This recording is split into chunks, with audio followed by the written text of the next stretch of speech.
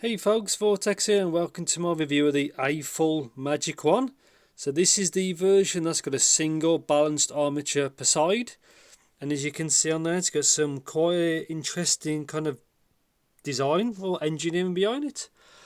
And yet, as usual, full disclaimers, I'd like to thank Elise Audio for sending me this sample to try, so thank you very much. I was not paid to do this video and all thoughts and opinions are my own. And yeah, quite curious. Last thing I tried from Aful was the Performer 5, and I thought that was a good set. I never tried that Performer 8. So yeah, I'm quite curious how this single BA does full range frequency response, and let's get into it. So let's have a look what you get. So a bit more information. So self-developed frequency response balance armature drive unit. You can see what they look like. Obviously we'll have a good look at a bit. There's the brand. Again, I like the Performer 5. So 38 ohm impedance, sensitivity is 103 dB. So that's quite a high impedance, and the sensitivity is actually quite low for a single BA. Obviously this comes with 4.4. Bit more information there about the driver, frequency response. Now, I think the last single balanced armature unit I tried was an Audio Sense T180 Pro, but it's been quite a while. So let's see what modern technology is like.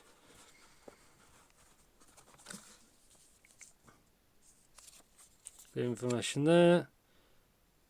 Production 2nd of November, so that's month old, just over a month old, so not very old at all.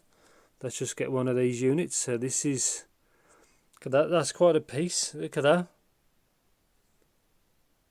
I never seen, that's really nice build. The resin's really good. Now that's quite an interesting piece. So there's the BA.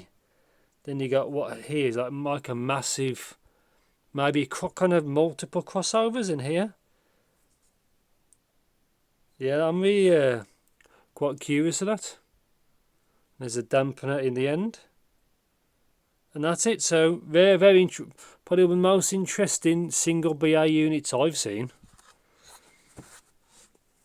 And let's have a look in here.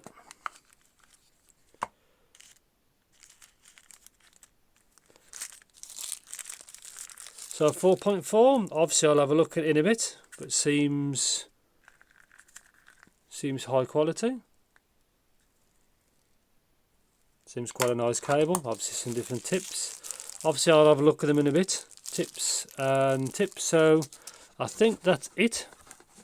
I don't think there's anything else. So yeah, no idea what these are like. Obviously I'll do my normal. I'll graph them, my impressions and all that stuff. But I will graph them after I've spent a bunch of time with it. So yeah, see you in the future. So welcome to my review of the Aful MagicOne. Now obviously I've got it laid out on the table, so here's the cable, 4.4 balanced, and yes, I've left the protective cover on, just to trigger you. I'm only joking. So yeah, it's still got protective cover on, I'll just peel it off.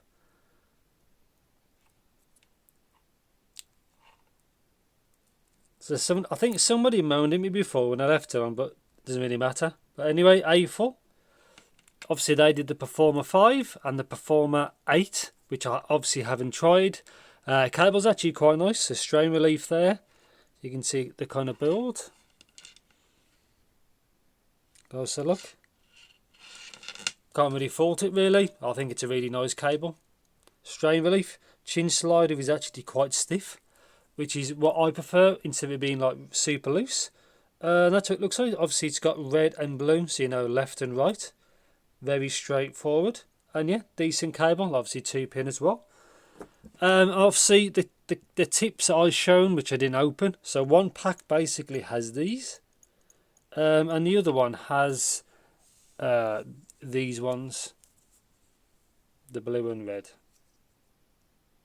So yeah, that's what that looks like. So comfort, because obviously comfort is very important. Let's pick this one up.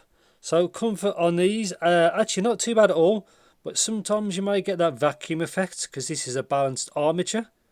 But apart from that, I thought the comfort was actually pretty good. They're quite big. So let's go build quality and like the internal. So it's got one armature.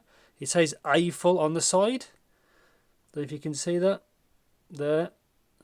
So I don't know who makes this BA, but obviously it's a good one, because I'll get to it in a sec. Awful lot of stuff going on here, so there must be really big kind of crossover section. And obviously there's the BA and there's a dampener right there. Really nice kind of effort has gone into this. You can see from there it's really, or what I'd call like a top-notch kind of build.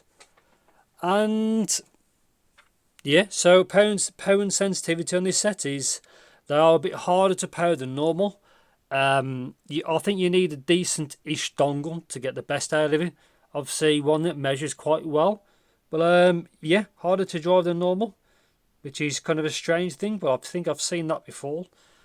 So soundstage, I think it has average width and depth, which is not a bad thing from one driver, and that's all I can say really. It's nothing amazing. Average is average, so it's not good, but it's not bad, it's average. Yeah, so timbre of this set is a thing.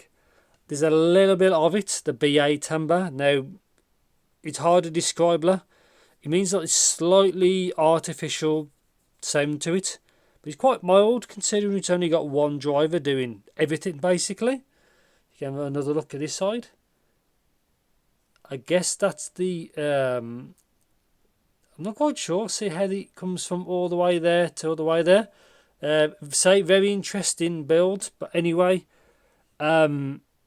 resolution on this set, I think it's actually pretty good as well.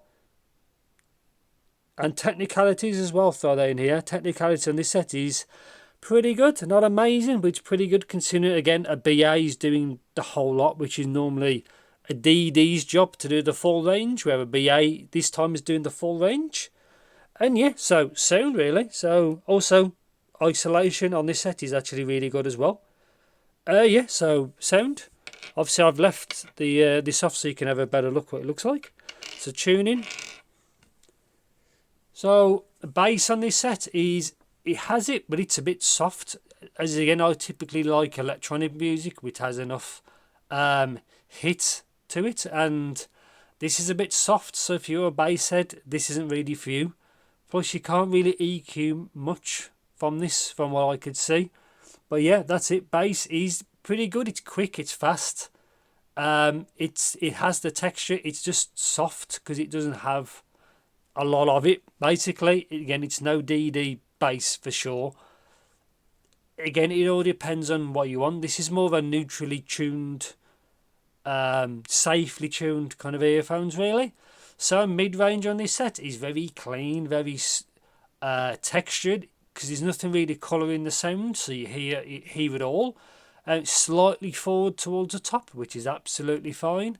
And the gain is gradual, again, which it should be. But yeah, mid-range is, I think, pretty solid on this set. Very textured, very clean. Everything is where it should be. Nothing's forward, nothing's back. It's just, yeah, it's pretty much how I liked it. And now, treble. Now, as you can see, mine has a bit of an imbalance.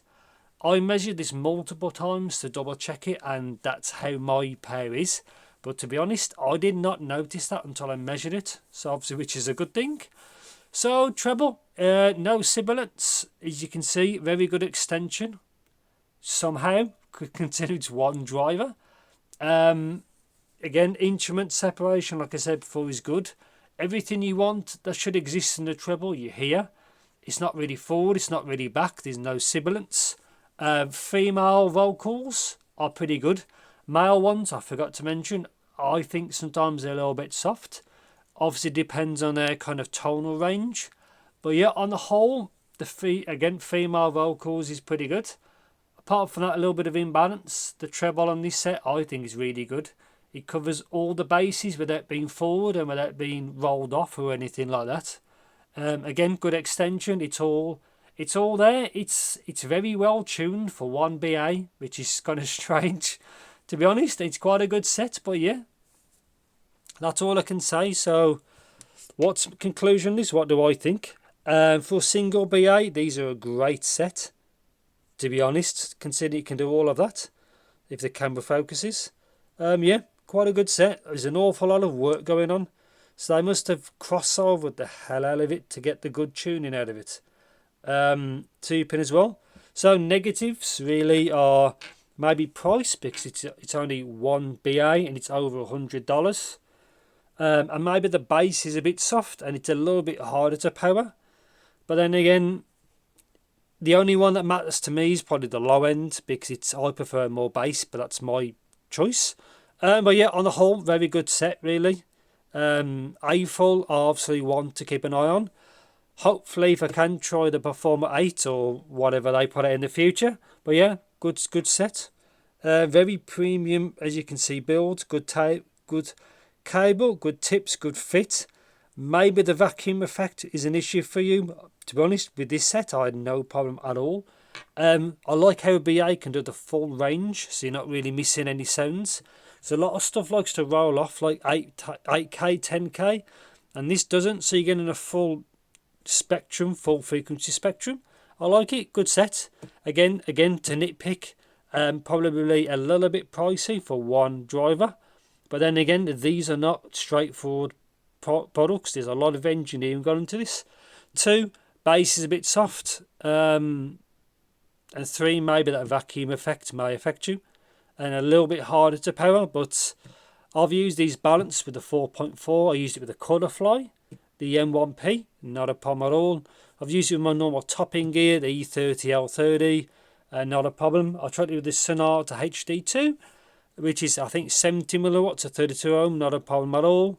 And yeah, I'll probably end it there to stop waffling on. But yeah, pretty good set.